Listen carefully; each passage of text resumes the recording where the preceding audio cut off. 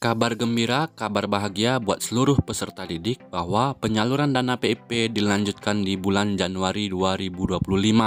Siapa saja yang berhak mendapatkan dan bagaimana caranya?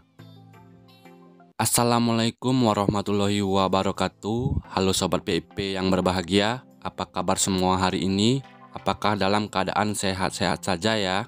Di kesempatan kali ini saya akan update terbaru informasi seputar bantuan program Indonesia Pintar.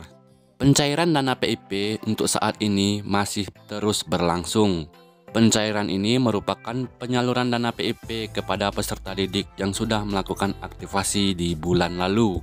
Terpantau baru separuh atau sebagian yang masih melaksanakan atau melakukan pencairan. Sementara ada juga peserta didik yang masih melakukan aktivasi. Aktivasi adalah pembukaan rekening simpel atau kartu KIP guna untuk media penyaluran bantuan PIP ini nanti. Untuk sementara aktivasi baru terlaksana di beberapa daerah saja. Aktivasi keseluruhan dibatasi oleh waktu yaitu pada tanggal 31 Desember 2024 nanti. Untuk saat ini menjelang hari libur, masih banyak peserta didik yang belum seluruhnya menerima manfaat dana PIP ini.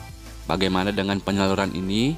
Apakah masih tetap berlanjut hingga 31 Desember 2024? Apakah dana PIP ini masih bisa dicairkan pada hari libur? Mari kita bahas tuntas seputar bantuan PIP ini. Yuk simak terus videonya.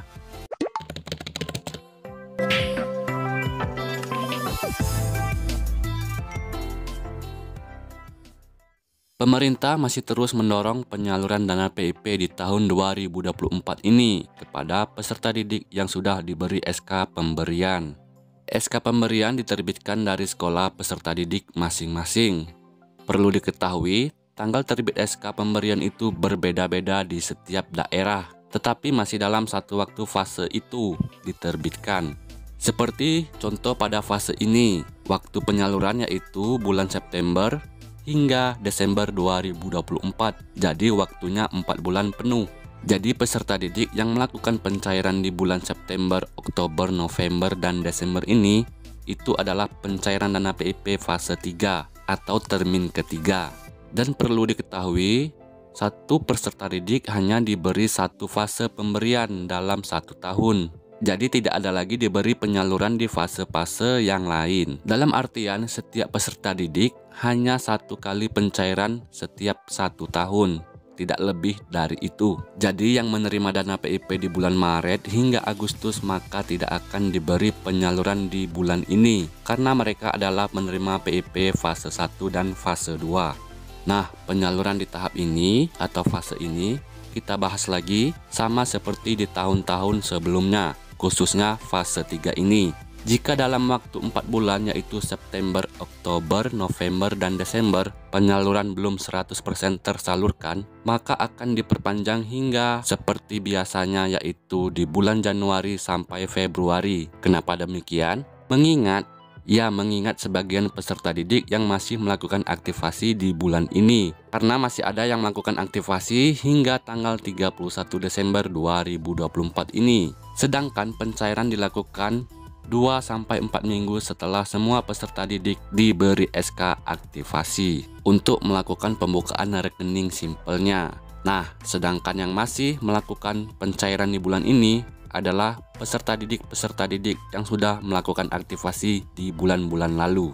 Selanjutnya untuk yang baru melakukan aktivasi di bulan ini, selamat buat kalian karena kalian bakal menerima dana PIP di bulan Januari dan Februari. Selanjutnya mengenai besaran dana PIP yang kalian terima. Di sini saya ulas secara singkat saja. Untuk tingkat sekolah dasar dan sederajat, dana PIP-nya sebesar Rp450.000 per tahunnya untuk kelas 2 hingga kelas 5. Untuk siswa baru dan kelas akhir sebesar Rp225.000 karena hanya menjalankan 1 semester saja. Untuk tingkat SMP dan sederajat sebesar Rp750.000 per tahun.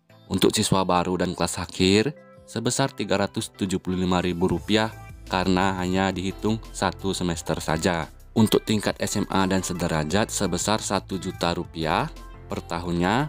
dan Rp500.000 untuk kelas awal dan kelas akhir. Jika besaran kalian terima dananya di luar itu atau berbeda, apa kurang apa lebih, artinya ada pemungutan administrasi atau ADM. Tetapi setahu saya, dana PIP dan bansos-bansos lainnya itu tidak ada pemotongan ADM.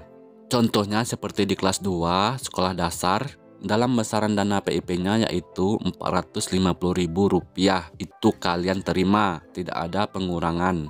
Selanjutnya untuk pembahasan cara mendapatkan dana PIP ini. Nah, buat teman-teman sekalian, Puslapdik Kemendikbudristek menjelaskan ada 2 kategori untuk mendapatkan manfaat bantuan PIP ini.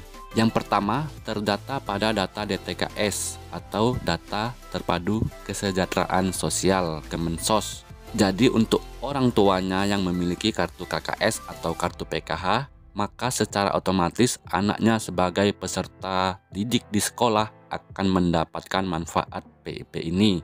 Jika kalian tidak mendapatkannya, artinya ada permasalahan antara data kalian di Dapodik dan data kalian di pemadanan data DTKS, seperti kesalahan nama, tanggal lahir, yang tidak sama antara data Dapodik kalian dan data pemadanan DTKS. Kesalahan data tersebut bisa diperbaiki melalui data Dapodik sekolah atau data Dukcapil. Itu hanya merubah saja mana yang terjadi kesalahan. Misal, salah penulisan nama di data Dukcapil. Artinya, kalian bisa mendatangi Dukcapil untuk merubah nama kalian dan memadankan dengan data Dapodik. Begitu juga sebaliknya, jika salah data di Dapodik, maka kalian bisa cocokkan dengan data Dukcapil. Yang kedua, cara mendapatkan manfaat PIP ini, kalian bisa melakukan pendaftaran di lembaga pendidikan dengan membawa syarat yang diperlukan seperti SKTM untuk peserta didik dari keluarga kurang mampu.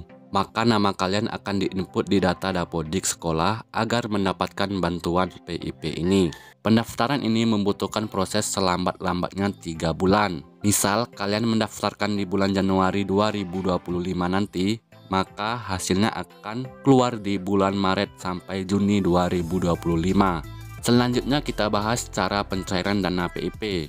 Pencairan bisa dilakukan secara kolektif dan secara individu. Untuk secara individu, bagi siswa SD, SMP harus didampingi orang tua atau wali, sekaligus menyertakan fotokopi KTP orang tua dan kartu keluarga, serta buku rekening simpel atau kartu KIP sebagai media penyalurnya. Untuk tingkat SMA ditambah dengan kartu identitas diri atau KTP. Jika secara kolektif atau bersama oleh pihak sekolah, itu dengan menyertakan surat kuasa dari penerima manfaat PIP tersebut. Pencairan secara kolektif itu dilatar belakangi 4 faktor, yaitu rumah penerima bansos PIP jauh dari bank penyalur, 2. Biaya transport lebih mahal, 3. Tidak ada transport menuju ke bank penyalur, 4. Peserta didik dalam keadaan sakit atau keadaan bencana. Maka pengambilan dana PIP di atas bisa dilakukan secara kolektif. Nah Sobat PIP, inilah penjelasan untuk kita semua. Buat kalian yang masih menunggu SK pencairan di bulan ini, bersabarlah untuk 2 pekan ke depan. Karena selama liburan ini nanti tidak ada penyaluran, yang ada hanya aktivasi rekening simpelnya saja, yang waktunya hingga 31 Desember ini.